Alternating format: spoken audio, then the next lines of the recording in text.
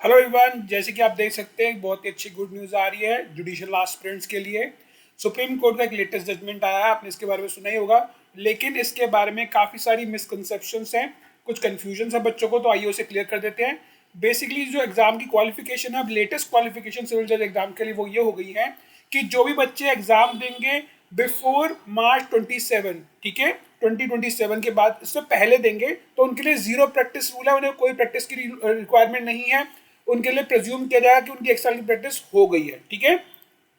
दूसरा पॉइंट, जो बच्चे एग्जाम देंगे मार्च 2027 के बाद, यानी कि 27 के बाद मार्च स्पेशली, उनके लिए 1 year of practice is required और ये उन्हें कोर्ट अपीयरेंस एंड ऑल के द्वारा प्रूव करना होगा।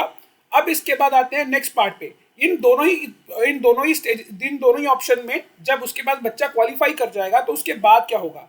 उसके बाद ये होगा कि उसके बाद भी मैंडेटरी ट्रेनिंग होगी after selection, after qualifying civil जज एग्जाम, जिसमें कि एक साल की आपकी जिस भी स्टेट में आप सिलेक्ट हुए हैं उस स्टेट में आपकी जुडिशियल एकेडमी में ट्रेनिंग होगी, जो कि बहुत अच्छी रहती है, आपके लिए बहुत बढ़िया रहती है। इसके अलावा जो बहुत ही अच्छी चीज़ की गई है वो ये की गई है कि डिस्ट्रिक्ट जज लेवल पे और पॉजिटिवली डिस्ट्रिक्ट जज या सेशन जज के साथ आपकी 6 मंथ्स की ट्रेनिंग रहेगी, और साथ ही साथ 6 मंथ्स की आपकी ऑनरेबल हाई कोर्ट की जो सिटिंग जज है उनके साथ भी आपकी ट्रेनिंग रहेगी।